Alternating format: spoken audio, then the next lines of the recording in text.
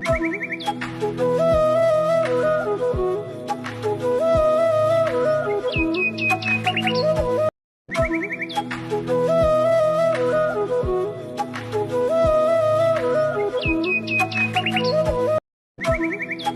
Friends, ಎಲ್ಲರೂ ಹೇಗಿದ್ದೀರಾ? ಎಲ್ಲರೂ ಚೆನ್ನಾಗಿದ್ದೀರಾ ಅಂತ ಭಾವಿಸ್ತಾ ದುವಿ ಆಶಾ ಕನ್ನಡ ಯೂಟ್ಯೂಬ್ ಚಾನಲ್ಗೆ ನಿಮ್ಮೆಲ್ಲರಿಗೂ ಸ್ವಾಗತ.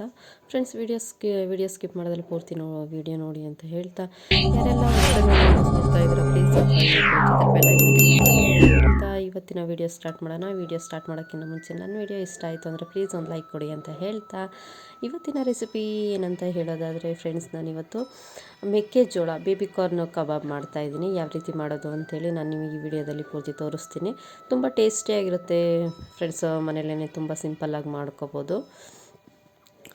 ಫಸ್ಟು ನಾನಿಲ್ಲಿ ಬೇಬಿಕಾರ್ನನ್ನ ಚಿಕ್ಕದಾಗಿ 4ರಿಂದ 5 ತೊಗೊಂಡಿದ್ದೀನಿ. ಅದನ್ನು ಚಿಕ್ಕದಾಗಿ ನಾನು ಕಟ್ ಮಾಡಿ ಇಟ್ಕೊಂಡು ಸ್ಟವ್ ಮೇಲೆ ಒಂದು ಬಾಣಲೆ ಇಟ್ಬಿಟ್ಟು ಅದಕ್ಕೆ ಸ್ವಲ್ಪ ನೀರು ಉಪ್ಪು ಹಾಕ್ಬಿಟ್ಟು ನಾನು ಅದನ್ನು ಬೇಯಲಿಕ್ಕೆ ಇಟ್ಕೊತಾ ಇದ್ದೀನಿ.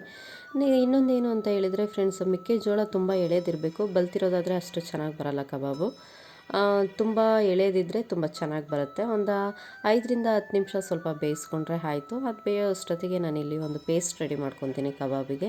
ನಾನು ಹೋಮ್ ಮೇಡ್ ಕಬಾಬ್ ಪೌಡ್ರೇ ಹಾಕ್ತಾಯಿರೋದು. ನಿಮಗೆ ಆಲ್ರೆಡಿ ಲಾಸ್ಟ್ ವಿಡಿಯೋದಲ್ಲಿ ನಿಮಗೆ ತೋರಿಸಿದ್ದೀನಿ ಮನೆಯಲ್ಲೇ ಯಾವ ರೀತಿ ಕಬಾಬ್ ಪೌಡ್ರ್ ಮಾಡೋದು ಅಂಥೇಳಿ. ನಾನು ಒಂದು 2 ಸ್ಪೂನು ಕಬಾಬ್ ಪೌಡ್ರ್ ಹಾಕ್ತಾಯಿದ್ದೀನಿ. ಸ್ವಲ್ಪ ಕಸ್ತೂರಿ ಮೇಥಿ, ಸ್ವಲ್ಪ ಸಾಲ್ಟು, ಸ್ವಲ್ಪ 1 ಸ್ಪೂನ್ ಆಯಿಲು, ಅದ್ರ ಜೊತೆಲಿ 1 ಟೇಬಲ್ ಸ್ಪೂನ್ ಶುಂಠಿ ಬೆಳ್ಳುಳ್ಳಿ ಪೇಸ್ಟು, ನಿಂಬೆ ರಸ, ಇಷ್ಟನ್ನು ಹಾಕ್ತಾಯಿದ್ದೀನಿ ಫ್ರೆಂಡ್ಸ್. ಇಷ್ಟನ್ನು ಹಾಕ್ಬಿಟ್ಟು ಸ್ವಲ್ಪ ನೀರು ಹಾಕ್ಬಿಟ್ಟು ನಾನಿಲ್ಲಿ ತೆಳ್ಳಗೆ ಪೇಸ್ಟ್ ರೆಡಿ ಮಾಡ್ಕೊತಾ ಇದ್ದೀನಿ. ತುಂಬ ಗಟ್ಟಿಯಾದರೆ ಅದಕ್ಕೆಲ್ಲ ಚೆನ್ನಾಗಿ ನೀಟಾಗಿ ಅಬ್ಸರ್ವ್ ಆಗಲ್ಲ ಅಂತ ಹೇಳ್ಬಿಟ್ಟು ನಾನು ಸ್ವಲ್ಪ ತೆಳ್ಳಗೆ ಪೇಸ್ಟ್ ಮಾಡ್ಕೊತಾ ಇದ್ದೀನಿ. ಚಿಕನ್ಗಾದರೆ ಮಾಮೂಲಿ ನಾವು ನೀರು ಹಾಕೋದೇ ಬೇಡ, ಅದರಲ್ಲೇ ನೀರಿನ ಅಂಶ ಇರುತ್ತೆ. ಬಟ್ ಇದರಲ್ಲಿ ಆ ರೀತಿ ಎಲ್ಲ ಸ್ವಲ್ಪ ತೆಳ್ಳಗೆ ನಾನು ಈ ರೀತಿ ಕಲಸಿಟ್ಕೊಂಡಿದ್ದೀನಿ ಫ್ರೆಂಡ್ಸ್. ಉಪ್ಪು ಖಾರ ಎಲ್ಲ ನೀಟಾಗಿ ನೋಡಿಕೊಂಡು ಇಷ್ಟು ತೆಳುವಾಗಿ ಕಲಸಿಟ್ಕೊಂಡ್ರೆ ಆಯಿತು. ಇನ್ನೊಂದು ಕಡೆ ನಾನೇನು ಮೆಕ್ಕೆಜೋಳ ಬೇಯಲಿಕ್ಕೆ ಹಾಕಿದ್ನಲ್ಲ, ಅದೆಲ್ಲ ಬೆಂದಿತ್ತು ನೋಡಿರಿ, ಈ ರೀತಿ ಬೆಂದಿತ್ತು. ಅದನ್ನೆಲ್ಲ ನೀಟಾಗಿ ಒಂದು ಪ್ಲೇಟಿಗೆ ತೆಗೆದುಬಿಟ್ಟು ನಾವು ಫಸ್ಟು ಅದನ್ನು ತಣ್ಣಗಾದಾದಮೇಲೆ ನಾವು ಏನು ಪೇಸ್ಟ್ ಇದೆ ಅದನ್ನು ಹಾಕ್ಬಿಟ್ಟು ನಾವು ನೀಟಾಗಿ ಕಲಿಸ್ಬೇಕಾಗುತ್ತೆ ಫ್ರೆಂಡ್ಸ್. ಫಸ್ಟು ನಾನು ಎಲ್ಲ ಒಂದು ಪ್ಲೇಟಿಗೆ ತೆಕ್ಕೊಂಡ್ಬಿಟ್ಟು ಅದನ್ನು ಒಂದು 5 ನಿಮಿಷ 10 ನಿಮಿಷ ತಣ್ಣಗಾಗಲಿಕ್ಕೆ ಬಿಟ್ಟಿದ್ದೆ. ಅದಾದಮೇಲೆ ಅದನ್ನು ಸ್ವಲ್ಪ ಉದ್ದುದ್ದ ಇರೋದನ್ನೆಲ್ಲ ಒಂದು ಸ್ವಲ್ಪ ಅರ್ಧ ಕಟ್ ಮಾಡಿಬಿಟ್ಟು ನಾನು ಎಲ್ಲ ಏನು ಪೇಸ್ಟ್ ಇದೆ ಆ ಪೇಸ್ಟಿಗೆ ಎಲ್ಲ ಚೆನ್ನಾಗಿ ಕಲಸಿ ನಾನು ಒಂದು ಅರ್ಧ ಗಂಟೆ ಅದು ರೆಸ್ಟಲ್ಲಿ ಬಿಡಬೇಕು ಫ್ರೆಂಡ್ಸ್. ಕಲಸಿದ ತಕ್ಷಣ ಎಣ್ಣೆಗೆ ಹಾಕಿದರೆ ಅದು ಇದು ನಾವು ಕಬಾಬ್ಗೆ ಏನು ಕಲಸಿದ್ದೀವಿ ಪೇಸ್ಟ್ ಒಂದು ಕಡೆ, ಅದಾದಮೇಲೆ ಮೆಕ್ಕೆಜೋಳ ಒಂದು ಕಡೆ ಆಗ್ಬಿಡುತ್ತೆ. ಯಾವುದೇ ಆಗಲಿ ಕಬಾಬ್ ಮಾಡುವಾಗ ನಾವು ಮಾಮೂಲಿ ರೆಸ್ಟಲ್ಲಿ ಇಡ್ತೀವಲ್ವ, ಆ ರೀತಿ ಒಂದು ಅರ್ಧ ಗಂಟೆ ರೆಸ್ಟಲ್ಲಿ ಬಿಟ್ಟರೆ ಆಯಿತು. ಇನ್ನೊಂದು ಕಡೆ ಅದೇ ಬಾಣಲೆ ನೀಟಾಗಿ ತೊಳ್ಕೊಂಬಿಟ್ಟು ನಾನು ಸ್ಟವ್ ಮೇಲಿಟ್ಟು ಆಯಿಲ್ ಹಾಕ್ತಾಯಿದ್ದೀನಿ. ನಾನು ಯಾವುದೇ ಶೇಂಗಾ ಎಣ್ಣೆ ಹಾಕ್ತಿಲ್ಲ, ಮಾಮೂಲಿ ಗೋಲ್ಡ್ ವಿನ್ನರ್ ಆಯಿಲನ್ನೇ ಹಾಕ್ತಾಯಿದ್ದೀನಿ. ಎಣ್ಣೆ ಎಲ್ಲ ಚೆನ್ನಾಗಿ ಕಾದಾದಮೇಲೆ ಫ್ರೆಂಡ್ಸ್ ನೋಡ್ರಿ, ನಾನು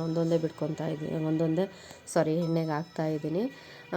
ನೀಟಾಗಿ ಚೆನ್ನಾಗಿ ಅಂದರೆ ಅದೆಲ್ಲ ನಾನು ಏನು ಪೇಸ್ಟ್ ರೆಡಿ ಮಾಡಿದ್ದೆ ಅದೆಲ್ಲ ಚೆನ್ನಾಗಿ ಅದಕ್ಕೆ ಮ್ಯಾಗ್ನೇಟ್ ಆಗಿತ್ತು. ಎಲ್ಲ ಒಂದು 10 ನಿಮಿಷ ಬೇಯಿಸಿದರೆ ಸಾಕು. ತುಂಬ ಎಳೆದಿರುತ್ತಲ್ಲ, ಬೇಗ ಬೆಂದ್ಬಿಡುತ್ತೆ. ನೋಡಿರಿ, ಈ ಥರ ರೆಡಿಯಾಗಿತ್ತು. ಟೇಸ್ಟು ಅಷ್ಟೇ ಕಬಾಬ್ ನಾನು ಲಾಸ್ಟ್ ಟೈಮ್ ಒಂದು ಹಲಸಿನಕಾಯಿದು ಕಬಾಬ್ ರೆಸಿಪಿ ಹಾಕಿದ್ನಲ್ಲ, ಅದೇ ರೀತಿ ಟೇಸ್ಟ್ ಅನ್ನಿಸ್ತಿತ್ತು. ಆಮೇಲೆ ಇನ್ನೊಂದೇನು ಅಂದರೆ ಇದು ಬೇಬಿಕಾರ್ನು ಸ್ವೀಟಾಗಿರುತ್ತಲ್ಲ, ಆಮೇಲೆ ಸ್ವೀಟು ಖಾರ ಅನ್ನೋ ಥರ ಟೇಸ್ಟ್ ಬರ್ತಿತ್ತು.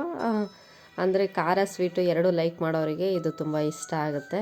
ಆಮೇಲೆ ಮಿಕ್ಕಿದ್ದು ಎಲ್ಲ ಹಾಕ್ಬಿಟ್ಟು ನಾನು ಅದ್ರ ಜೊತೆಲಿ ಸ್ವಲ್ಪ ಕರಿಬೇವು ಸಹ ಹಾಕ್ಬಿಟ್ಟು ಎಲ್ಲ ಫ್ರೈ ಆದಮೇಲೆ ಒಂದು ಪ್ಲೇಟಿಗೆ ಹಾಕ್ಬಿಟ್ಟು ನಾನು ಫಸ್ಟು ನಮ್ಮ ದುವಿತವ್ರಿಗೆ ಕೊಟ್ಟೆ. ಅವರು ಅಷ್ಟೇ ಚೆನ್ನಾಗಿದೆ ಅಂತ ಹೇಳಿ ತಿಂದರು.